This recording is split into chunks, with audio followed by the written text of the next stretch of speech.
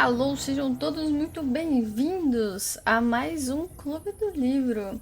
Hoje nós vamos falar sobre a HQ O Corvo, feita e ilustrada, né? Ela foi escrita e ilustrada por James O'Barr.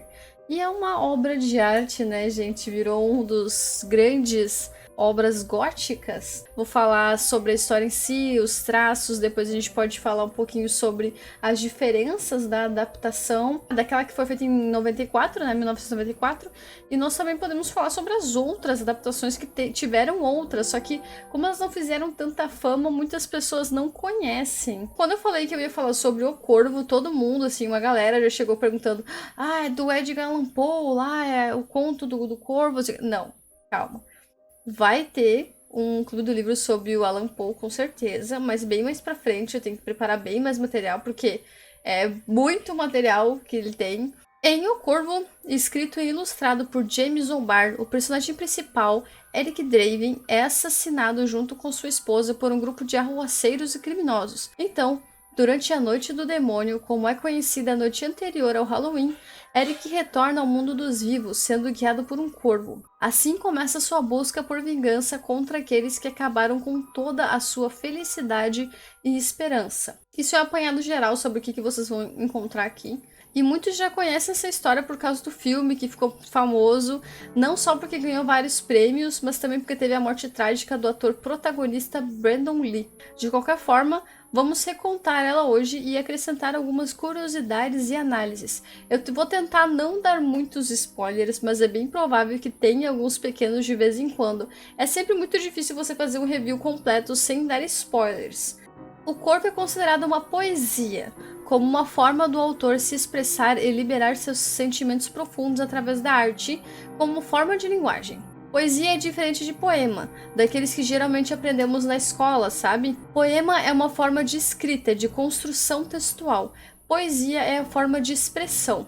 É a emoção que essa obra pode nos trazer. Como quando alguém fala, você é poesia, ela não quer dizer que você rima, ela quer dizer que você é arte, que você expressa fortes emoções. Ou quando alguém fala licença poética, ela está dizendo que tomou certas liberdades que geralmente fogem do que seria padrão ou correto para tentar passar uma mensagem diferente do normal. Como quando você escreve uma palavra errada de propósito para mudar ou acrescentar significados. Pois é daí que vem aquela famosa licença poética que muitas pessoas utilizam, né? Uma amiga minha me ajudou com a revisão do meu livro antes da gente publicar. Tem alguns erros propositais de português em algumas partes dele. Ela sempre me mandava mensagens assim: Laís, em página tal, em parágrafo tal, eu vi que você escreveu tal palavra de tal jeito, mas eu entendi que é licença poética, então eu não vou mexer. Ela sempre confirmava comigo se era licença poética ou se eu tinha errado sem querer, mas geralmente quando é licença poética você percebe que o autor errou de propósito, geralmente para fazer algum tipo de trocadilho, ou dar um duplo sentido, ou mudar o significado da palavra. É daí que vem essa ideia. Um exemplo é o poema Indivisíveis, do Mário de Andrade, onde ele diz: meu primeiro amor sentávamos. Mas o Mário queria dizer a ideia de um casal unido, sim, como se fosse uma única pessoa, né? Tipo, um único ser. Licença poética, né? Então, nós vamos começar falando um pouco sobre a capa. Essa edição é da editora Darkside e, apesar de não conter muita informação, para mim acabou passando várias mensagens. Principalmente porque eu já conhecia essa obra. Nós temos a famosa capa dura, que é praticamente padrão da editora, né? E então o livro totalmente preto com algumas marcas de desgaste e risco. Vocês podem ver aqui, ó, tá meio branquinho, não é brilho, é como se alguém tivesse raspado lá na ponta, lá em cima, perto do corvo, lá, ó. Tá raspado também, como se o livro tivesse passado de mão em mão, tivesse sido raspado. E esses desgastes é como se o livro já tivesse sido manuseado inúmeras vezes. Aí a gente tem respingos de sangue por toda a capa e é isso. Eu dei uma olhada nas outras versões de capas e elas são bem diferentes umas das outras, mas no geral elas não contêm muita informação óbvia, o que eu acho muito bonito e dá um tom de mistério e sobriedade para a história. Eu gosto de analisar capas dessa maneira porque ela é nosso primeiro contato com a obra. Ela pode influenciar, nem que seja de leve, no jeito que vamos começar a ser introduzidos na aventura. Ela prepara o clima inicial. E o mais legal é você voltar para analisar ela depois de ler o livro, porque assim você consegue entender detalhes que às vezes nem tinham passado pela sua cabeça. Vocês lembram como quando a gente dissecou o livro O Conto da Aya? Quando eu peguei aquele livro pela primeira vez, ela tem um monte de informação, um monte de ícone assim, né? Um monte de figura na capa. E eu, dei uma olhada, ok, não entendi muito bem, ok. Aí eu li. Aí depois, quando eu voltei pra olhar a capa de novo, eu falei, cara, isso faz muito sentido.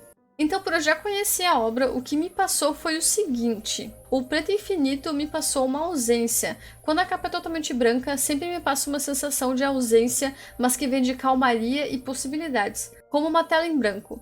Já o preto total me passa uma ausência de informação proposital, como se quem produziu a obra estivesse me falando: aqui dentro tem uma história. Não vou te dizer nada sobre ela e você vai ter que abrir para ver. Provavelmente seria isso que eu sentiria se estivesse pegando esse livro pela primeira vez. Mas então temos essas marcas de desgaste, como se a história já tivesse sido lida e relida várias vezes, como se quem estivesse por trás disso já estivesse cansado de lembrar ou de se sentir assim. Isso eu pensei logo de cara no próprio autor, James O'Barr, porque ele desenhou essa HQ se baseando na própria história de vida triste que ele teve. E daí eu fico imaginando como todos esses sentimentos e lembranças ruins ficaram girando em torno dele, centenas de vezes, até ele colocar eles num papel. Talvez tentando tirar eles da própria cabeça. Eu não sei até que ponto as pessoas que criam essas capas fazem estudos para montá-las. E elas podem até não ter pensado em todas essas coisas na hora de fazer. Mas eu nunca ignoro o que uma capa passa. No caso desse livro, como vários da Dark Side, a maioria eles estão vindo com capa dura, né? Só que assim, ele ficou muito bonito. Ok, só que por ser uma HQ, as páginas, elas são mais grossas que o normal. Elas não são finas como uma página de livro normal. Elas são tipo 2 vezes mais grossas. Isso faz com que deixe o manuseio um pouquinho complicado. Confesso pra vocês que quando eu abria, claro, isso também devido à minha fraqueza normal, né? Mas às vezes pra você manusear pode ser um pouquinho desconfortável, porque é um livro de capa dura, então ele tem certa resistência pra abrir. A primeira parte de abrir é sempre tranquilo. O problema mesmo vem quando você tenta abrir lá pela metade, porque tem a resistência da capa dura e tem a resistência das páginas bem grossas. Quanta liberdade um autor costuma ter sobre a capa? É total mesmo? Depende. Depende do contrato que você faz. Por exemplo, quando eu fui fazer a impressão do meu, eu tava fazendo completamente independente. Então eu entreguei meu livro pronto. Eu entreguei, ele já estava diagramado, já estava revisado, já estava com a capa pronta. Ele estava pronto, era só botar na máquina e imprimir. Então fui eu que escolhi a capa, tal. Até vou falar um pouquinho sobre isso agora. Mas depende muito do contrato. Porque assim, tem autores que têm contratos com certas editoras e a própria editora, ela vai lá e produz algo pro autor. Mas sempre tem a mãozinha do autor ali. Então tá, na primeira parte dessa edição, nós podemos ler um texto escrito pelo próprio James, contando sobre as inspirações que o levaram a desenhar essa história. Ele conta como e por que escolheu certos nomes, como o do principal Eric, se referindo ao Eric de O Fantasma da Ópera, que se vê como um monstro no decorrer da história inteira. E também a Shelley, esposa de Eric, que ele baseou na autora do livro de Frankenstein, Mary Shelley. Para quem não sabe, a esposa do James morreu atropelada por um motorista bêbado, o que devastou James e fez ele mergulhar numa tristeza e raiva profunda, o que o motivou a criar essa obra. E a gente pode ver que até mesmo o sentimento de culpa que James sente, ele passa pro personagem Corvo. Ele diz: se eu não tivesse ligado para ela me buscar, nada teria acontecido. E o Corvo tem vários momentos refletindo como poderia ter feito algo diferente também. Essa questão dessa briga interna que o próprio autor James tem, ele passa muito pro personagem Eric. Então você vê que é uma autobiografia muito forte. Porque por mais que quando ele lançou a primeira vez, ele sempre falava, era uma história que tinha sido baseada num amigo dele, ou num acontecimento, eu conheci um casal que morreu, e não sei o que. Ele sempre jogava, digamos, a culpa em outra pessoa, ou a ideia em outra pessoa. E ele nunca admitia que, na verdade, essa ideia veio da própria vida dele, ele não queria falar sobre isso. O filme foi terminado? Sim, foi terminado. O Arcus foi lançado. Na verdade, o filme desse livro aqui é aquele famoso de 94 com Brandon Lee. Pra mim, o Corvo, a representação perfeita do Corvo seria um bailarino. Tu pega um bailarino profissional, veste ele de preto e faz ele dançar uma música que reflete tristeza e violência. É isso. As artes da HQ são todas originais do James O'Barr e foram feitas em nanquim e papel. Não teve nenhum trabalho de computador aqui. O próprio James defende que quanto mais digitais, menos as artes são puras. Claro que isso é somente o jeito que ele prefere. E digo pra vocês, as artes são lindas e elas têm algumas variações conforme o sentimento que o autor quer passar. Elas são obscuras e violentas quando o corvo está executando uma vingança. Quando o monólogo do corvo sobre raiva e vingança está acontecendo, existem muitas partes escuras e vários riscos, como se o autor estivesse riscando furiosamente. Já nos monólogos tristes, temos uma calmaria como a água escura de um lago à noite, com partes totalmente pretas e o corvo em posição contemplativa. E também as partes onde reina a solidão, quando a única figura escura da cena é o próprio corvo e todo o resto do cenário é branco, ou bem mais claro, geralmente ocorrendo quando ele está relembrando de sua esposa. Já nas partes em que sua esposa aparece nas memórias, temos um traçado bem mais leve, mais acinzentado, como se um filme calmo e antigo estivesse passando. São as únicas partes em que podemos ver não a ira ou a vingança, mas a saudade e tristeza.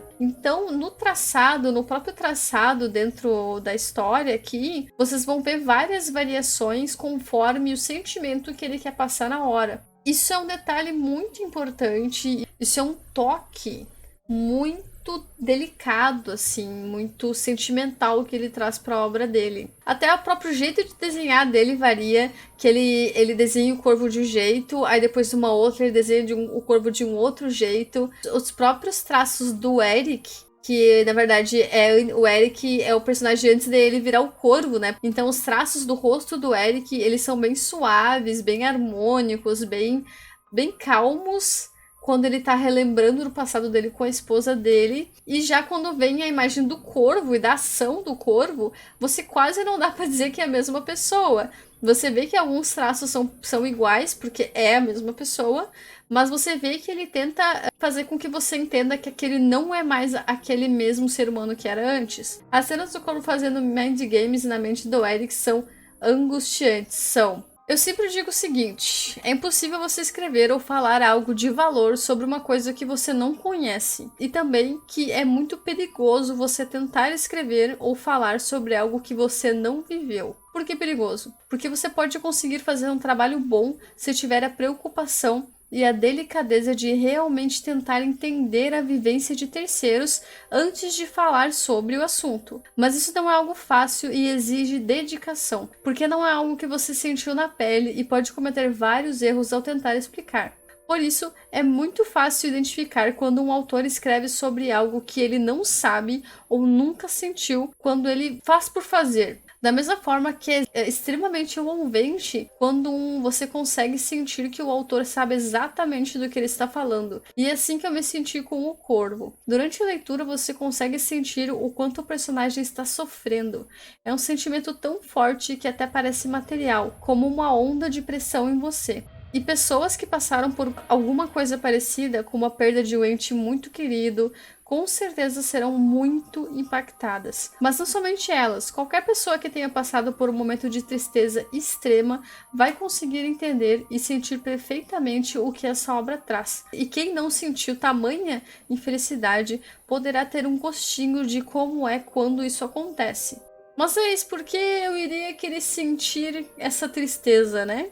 Porque nós somos humanos e não funcionamos direito se não tivermos acesso a todos os nossos sentimentos. Porque se você não procurar sentir e entender seus próprios sentimentos, jamais conseguirá entender o de nenhuma outra pessoa. E o que há de mais perigoso nisso é que você acaba se tornando um ser humano alheio a qualquer realidade que não seja a sua. Você não vai conseguir ter empatia com ninguém se não sair da sua bolha, e vai passar a vida toda achando que o universo gira em torno de você e das suas necessidades. Minha amiga me disse: eu nunca tinha percebido que nenhum lugar da nossa cidade tem acessibilidade antes de começar a andar com você, Laís. Ela saiu da bolha dela. Então, por mais que vocês. Ah, eu não vou ler algo que me deixe triste. É bom você ler, mesmo você entendendo do que está sendo dito ou não. Se você entende do que a pessoa está falando, você vai se sentir uma pessoa representada. Você vai perceber que você não está sozinho naquela situação. Isso pode servir como um consolo para você. Só que, se você é uma pessoa que não passou por uma tristeza tão forte, é bom que você leia também e que você se sinta, que você consiga sentir o que essa obra quer te transmitir, porque daí você vai conhecer a realidade de outra pessoa, você vai sair da sua bolha. E é isso que vai fazer com que você pratique a empatia. Posso ler isso não, vou chorar até não aguentar, mas Arcas, faz bem. Sair da bolha faz bem, e é necessário, né, Valéria? Uma coisa que esse livro me trouxe que geralmente é difícil de acontecer é a constância de um único sentimento. Lembra que eu falei que as artes e diálogos traziam várias coisas dependendo do momento? Isso é verdade. Mesmo assim, eu nunca deixava de me sentir triste durante a leitura, em parte alguma. Mesmo que seja uma parte violenta, calma, solitária, feliz, você sempre vai sentir que a tristeza continua ali. E isso não é fácil de fazer sem que a obra se torne algo maçante ou exagerado. Eu já li livros em que o autor tentou com tanto esforço fazer algo trevoso e pesado que acabava me tirando da imersão da história e até perdi um pouco a graça. E falando em sentimento, algo bem interessante que o autor fez questão de mostrar é que o corvo não é feito apenas de tristeza. Num primeiro momento, podemos achar que ele é a encarnação da tristeza.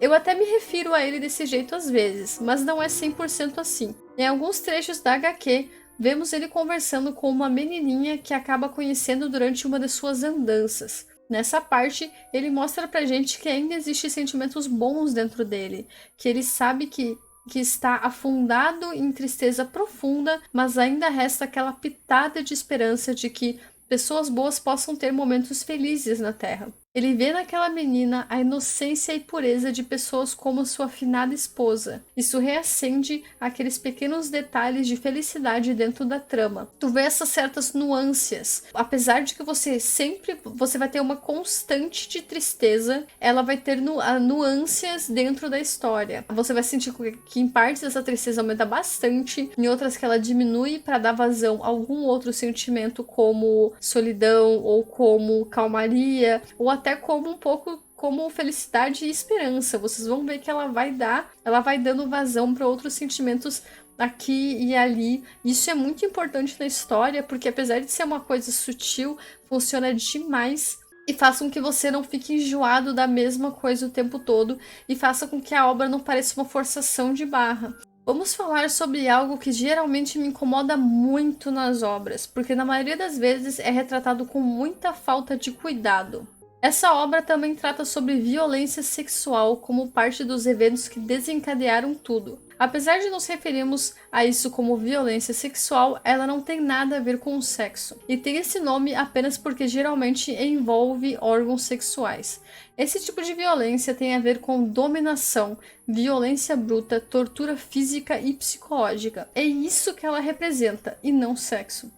Onde está o perigo em retratar isso em qualquer tipo de obra? É quando o autor ou a autora usa essa violência apenas como forma de deixar a história mais séria e não se dá o trabalho de pensar no que está mostrando para o consumidor. E pior que isso ainda, é quando os autores usam isso para sexualizar a obra, como se aquilo fosse sexo mesmo. Geralmente isso acontece quando ficam focando no corpo da mulher, fazem movimentos de câmera que deixam tudo mais sensual, como se aquilo fosse uma cena de filme pornô e não uma tortura. Isso é uma extrema banalização de algo horrendo que ocorre com milhares de mulheres por dia no mundo todo. Não é algo que se deva mostrar de qualquer jeito. Não é que não possa mostrar, pode.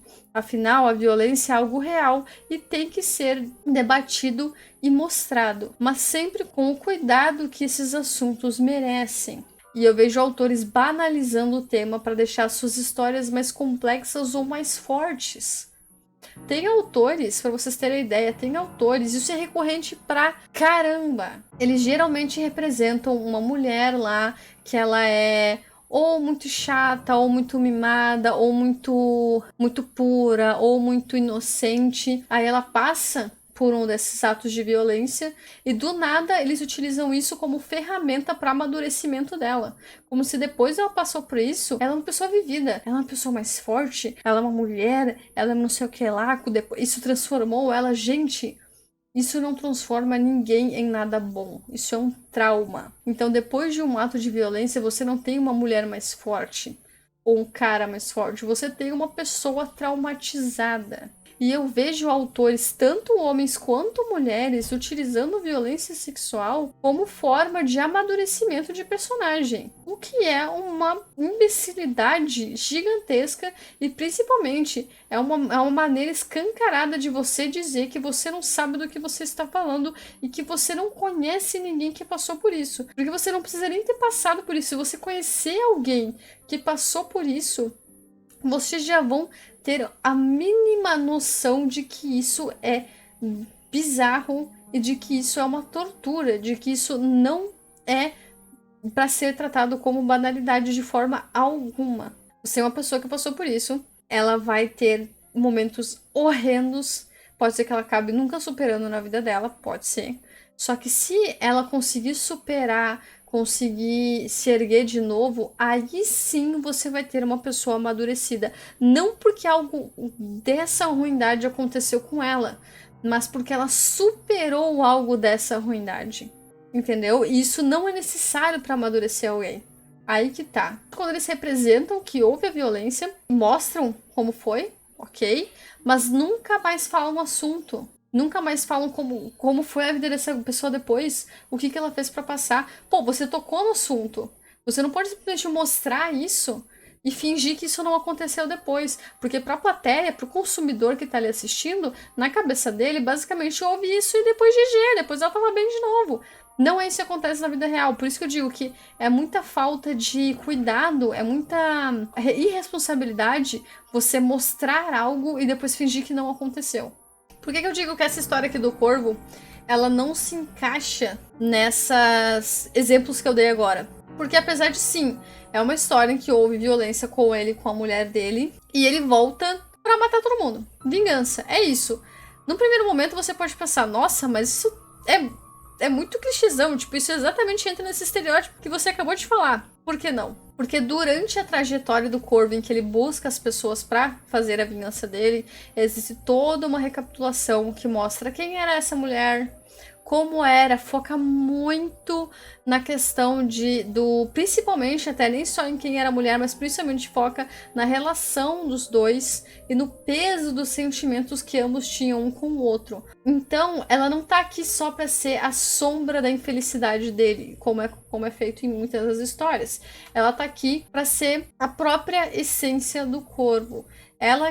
A memória dela tem tanto poder que consegue deixar ele extremamente triste, extremamente violento, extremamente feliz, extremamente em paz, extremamente esperançoso. Tem um poder muito grande sobre ele. Dá pra ver que ele endeusa ela de certa parte, né? Até isso faz com que ela seja menos humana, isso não é muito bom às vezes. Mas, como James fez essa obra já baseado na vida dele, e com o acidente que matou a noiva dele, deu pra ver que ele teve todo um cuidado em dar uma extrema importância para a relação do Eric com a Shelley no livro. Então você vê que teve cuidado, que não foi banal, não foi simplesmente mata a esposa do protagonista pra ele ficar puto e matar todo mundo. Em O Corvo, quando eu li pela primeira vez, já tinham comentado comigo que havia esse tipo de violência sexual e eu até pensei 2 vezes antes de realmente ler. Eu já estava imaginando que teria essa sexualização e que eu ia me sentir muito mal, mas acabei dando uma chance. E digo que a forma que isso é tratado aqui mostra o cuidado que o autor teve em não usar disso como ferramenta para deixar a história mais obscura. Ele não perde o foco dele e nos mostra que ele não acrescentou essa parte para falar sobre sexo, mas sim para demonstrar o quanto é abominável você pensar em fazer isso com alguém. Não tem cenas focadas no corpo da mulher em posição sensual, não tem ela fazendo expressões de prazer, Porque sim, eu já vi isso sendo representado dessa forma em outros lugares. E o grande foco está no diálogo dos criminosos e nos pensamentos do próprio corvo. Naquela cena, a mulher não era um objeto de utilização e descarte.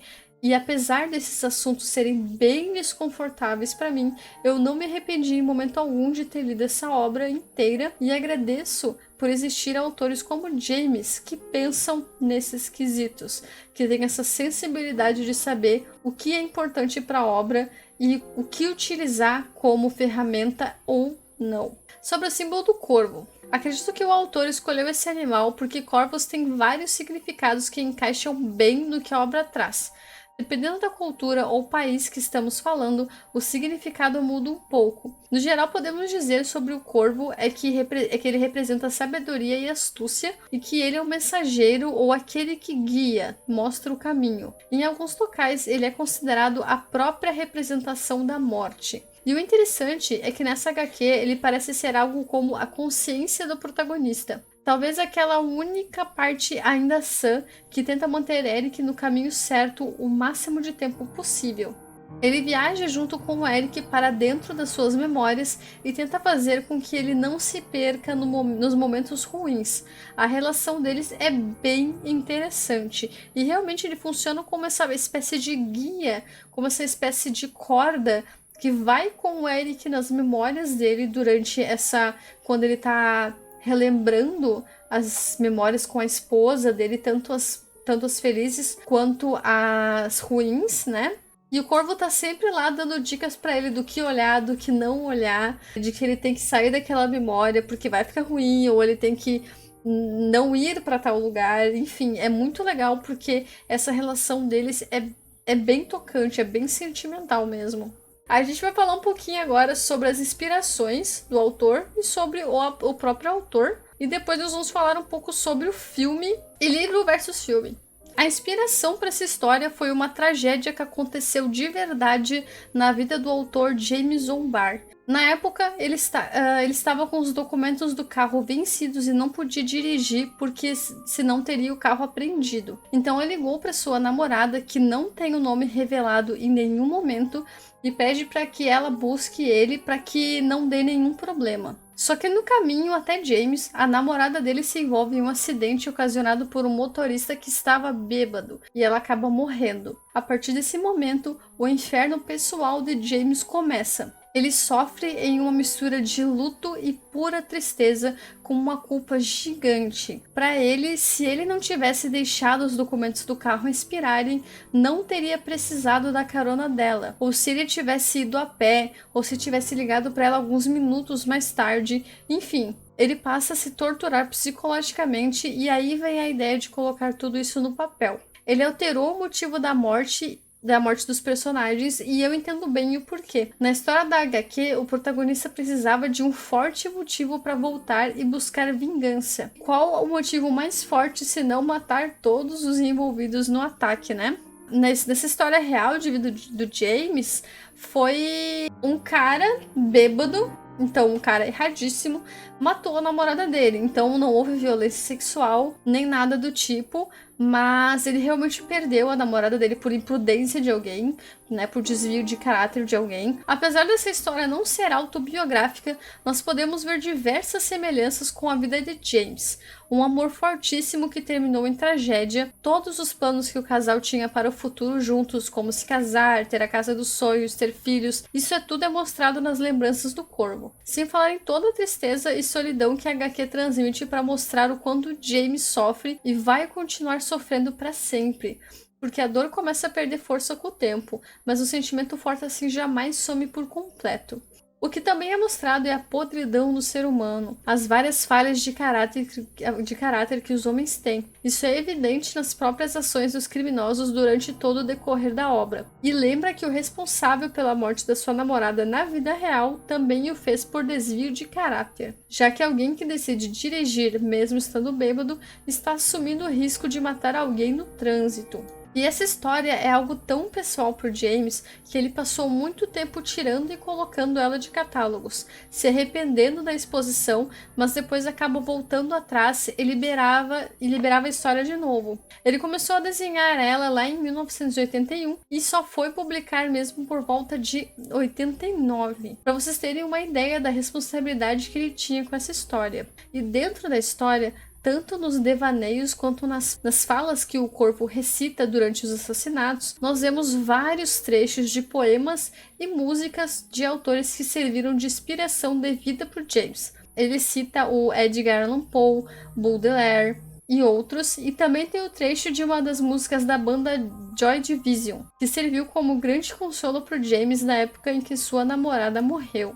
A HQ tem todo um teor gótico e dramático que é bem característico das bandas de sucesso no final dos anos 80 e início dos 90. E isso fez com que milhares de jovens e adolescentes que ouviam essas bandas também se apaixonassem pela HQ. Muitos até dizem que essa história salvou as suas vidas, porque quando liam, eles não se sentiam mais sozinhos. Eles percebiam que não eram os únicos que entendiam o que era tristeza ou se sentiam deslocados, porque todo adolescente tem uma fase em que se vê perdido porque não tem ideia de quem é ou do que quer, fazendo com que muitos entrem em ondas de tristeza. Por isso, não é exagero falar que obras góticas ou que exibem tamanho sofrimento acabam salvando a vida das pessoas, porque a única coisa que te tira de momentos assim é você ver que não está sozinho de verdade, você só se sente desse jeito.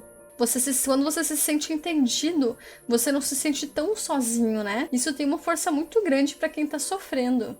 Mas você vê do personagem que ele tem um pouco dessa batalha interna, de tipo assim, ele está sofrendo, e as memórias da noiva dele realmente trazem coisas muito ruins, momentos muito ruins para ele, mas existe aquele pequena ponta de consolação que vem junto. Então tu vê que ele fica indo e vindo nas memórias, porque apesar delas serem muito dolorosas para ele, porque daí ele lembra que ela não tá mais com ele, elas também vêm com aquela pontinha de felicidade que é como se fosse, por exemplo, um viciado. Ele sabe que aquela droga vai fazer mal pra caramba, que tá destruindo ele, mas ele vai recorrer a ela porque, pelo menos por uns instantes, ele vai se sentir bem.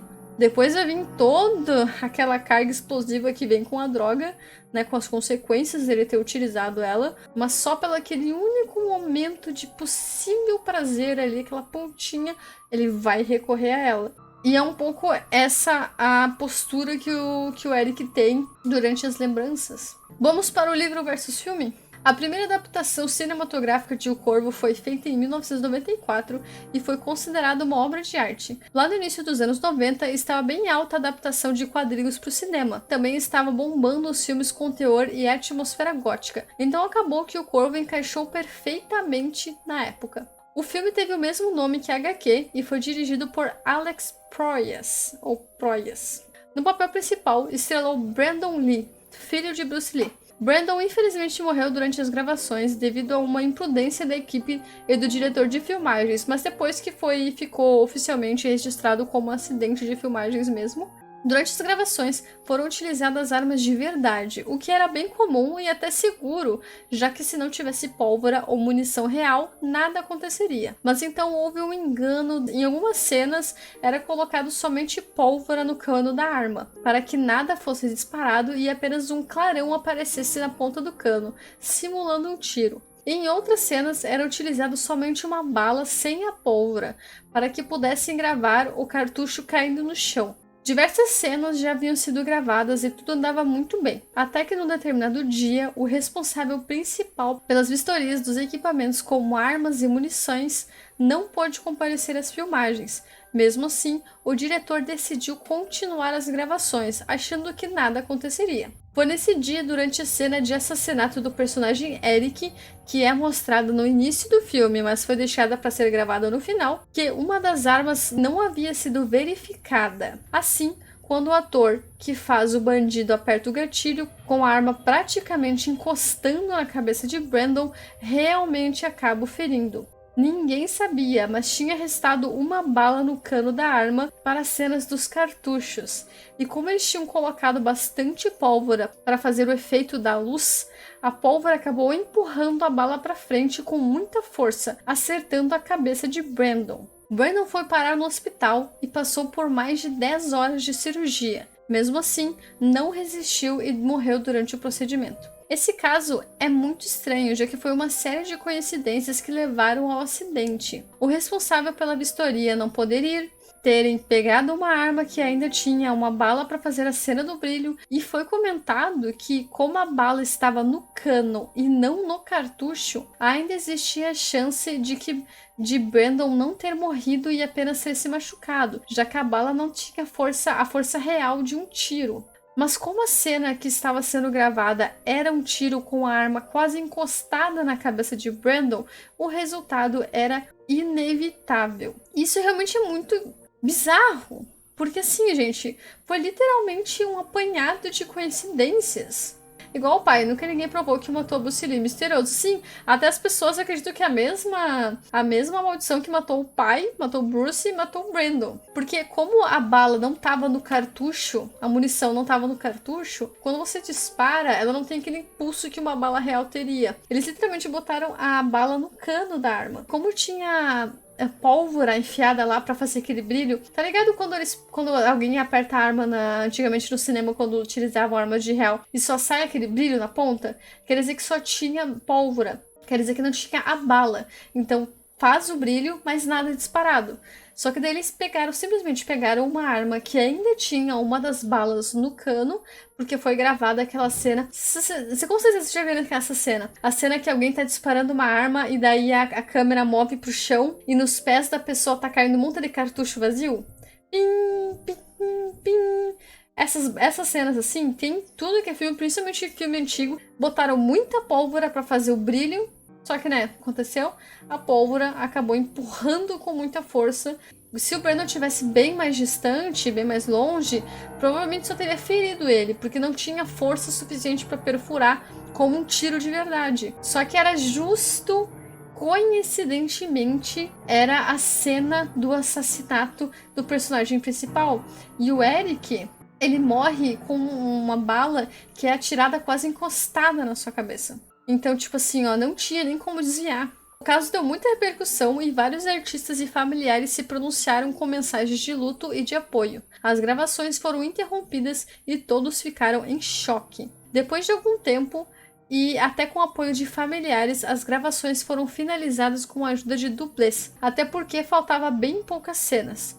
Então o filme é lançado e todos aplaudiram a atuação de Brandon, porque até então ele só havia participado de filmes de ação e luta como seu pai. E em Corvo, Brandon mostrou todo o seu potencial para atuações sentimentais, violentas, mas sempre cheias de emoção. O autor James, que havia se tornado grande amigo de Brandon durante as filmagens, aplaudiu a atuação do amigo e durante muito tempo se culpou pela morte dele, dizendo que se ele não tivesse escrito essa história, Brandon ainda estaria vivo. Uma situação muito parecida com a que teve com a sua afinada namorada. James só foi capaz de se perdoar depois que a noiva de Brandon falou diretamente para ele: não foi culpa sua. Então, a edição definitiva da HQ vem com uma homenagem a Brandon, logo no início, com uma arte sóbria e embaixo escrito em memória de Brandon Lee, porque o James, realmente o autor, ele ficou bem amigo do Brandon e se culpou durante muito tempo pela morte do ator. Teria uma grande carreira, com certeza, Marco, com certeza. Mano, qual a razão de terem gravado com uma arma carregada? Mas é que assim, ó, Marcos, quando a arma é real, mas ela não tem pólvora ou não tem bala, ela é muito mais segura do que uma arma de brinquedo que realmente atira um projétil. Porque o projétil, apesar de não ser uma bala, ele pode machucar. Então uma arma real que não está carregada ou que não tem pólvora, não tem como causar um acidente. Só que deu essa coincidência deles confundirem o material, deles não verificarem o material. Então, por exemplo, eles e não foi só esse filme que eles gravaram assim. Vários filmes daquela época eram gravados dessa forma, porque era considerado bem seguro. Se não me engano, após a morte dele, as leis de segurança do set foram deixadas mais rigorosas, é verdade? É verdade? A galera começou a ficar muito mais em cima. Às vezes é preciso que um ator morra né? Para que as pessoas levem a sério que acidentes realmente acontecem se você não prestar atenção nos materiais de segurança do set, né, gente? Vamos falar um pouquinho das diferenças entre o livro e o filme. Falando inicialmente sobre a atmosfera da história, o filme não perdeu em nada. Ele tem um toque leve de alívio cômico em certas partes, mas que não muda o clima principal. O estilo gótico é amplamente explorado e várias das sensações que vocês tiveram com a HQ vocês vão ter também com o livro, com o filme. Uma das mudanças é o local e a forma em que o casal Eric e Shelley são assassinados. E essa cena da morte aparece bem no início do filme, o que na HQ só é mostrado quase no final. Outra mudança é a exploração mais detalhada dos personagens secundários no filme. Eles têm suas histórias mais desenvolvidas e se mostram mais importantes para o desenrolar da trama. Na HQ, o foco é todo em Eric. É também na HQ que o corvo serve mais como mensageiro e guia para Eric, e o corvo pode literalmente falar. Já no filme, o corvo se comunica com Eric através dos olhos, e ele encontra os bandidos pela cidade e envia essa mensagem através dos olhos. Assim, Eric consegue ver exatamente o que o corvo está vendo. Ao meu ver, a maior mudança foi que no filme eles acrescentaram um ponto fraco para o Justiceiro. Na HQ, ele é totalmente invulnerável, tanto que passa tomando tiros e outros ferimentos fatais, mas nada acontece. No filme, a invulnerabilidade é devido ao corvo que o segue, tanto que os vilões utilizam esse animal para tentar parar o Justiceiro. Mas todas essas mudanças não interferem na mensagem principal de O Corvo, e algumas até fizeram com que a adaptação para filme funcionasse muito mais, já que o que funciona em HQ pode não funcionar perfeitamente nas telonas. Sem falar que todas as alterações fizeram com que fãs da história original pudessem ir aos cinemas e serem surpreendidos por cenas inéditas. E é importante ressaltar que a cena real da morte do Brandon Lee não está no filme. Todas as cópias da gravação do dia do acidente foram apagadas em respeito ao ator e seus familiares. Então a cena da morte do Eric que vemos no filme foi refeita por um dublê e não é real. Então não acreditem se alguém chegar para vocês falando: nossa, você tá vendo aquela cena do filme Corvo? Então, aquela cena é real, o ator realmente morreu. Aquela cena não é real, o ator realmente morreu, mas aquela cena é completamente refeita por um dublê, tanto que vocês podem perceber que em momento nenhum eles focam no rosto dele, e quando focam, quando acabam focando no rosto do Brandon, é uma imagem que foi digitalmente refeita. Eles pegaram o rosto do Brandon em uma outra cena e colocaram ali e refizeram algumas dos movimentos e tal.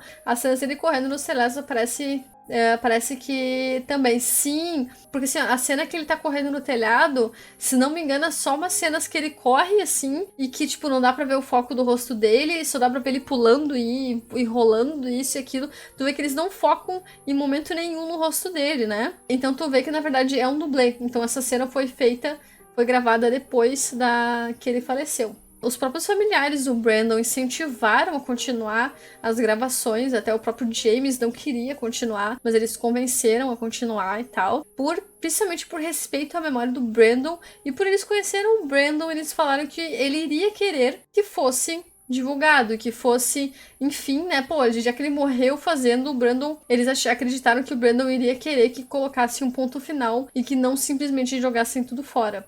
Eu achei muito interessante a questão de vulnerabilidade deles, pois associo com o peso que ele carrega de sentimentos, pois no final eles são ideias abstratas, e como diria o Guy Fawkes, dever de vingança e ideias são a prova de balas.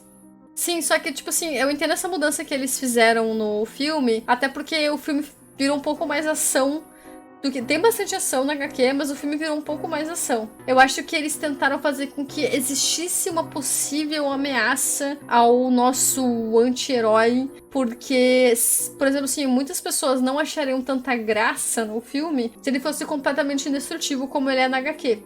Então eu entendo porque que eles mudaram pra tentar dar aquele gostinho de ameaça, né? Ai, nossa, ele está correndo perigo. Então, na verdade, foi só uma mudança pra funcionar mais como filme, né? Existiram outras adaptações da HQ para as telonas, mas nenhuma fez tanto sucesso quanto essa de 94. Alguns consideram Brandon o próprio Corvo, já que a atuação foi impecável. Entre as mais conhecidas das adaptações temos o filme O Corvo, Cidade dos Anjos, O Corvo, Vingança Maldita, O Corvo, A Salvação e a série de TV The Crown Stairway to Heaven. Mas tem uma delas que é um lixo. Tipo assim, tem uma outra que, se não me engano, é a Vingança Maldita, que é boa, que é interessante. Agora eu não lembro se é a Cidade dos Anjos ou se é a Salvação, que é um terror. Um terror. Nenhum é tão bom quanto o de 94, né? Com o Brandon Lee. Mas tem uns que são bons e tem outros que não dá nem pra querer, né, gente? Gente, muito obrigada pela presença de todo mundo. Foi bem legal hoje. E boa noite. Até a próxima. Obrigado pela presença, foi muito legal. Falou, falou.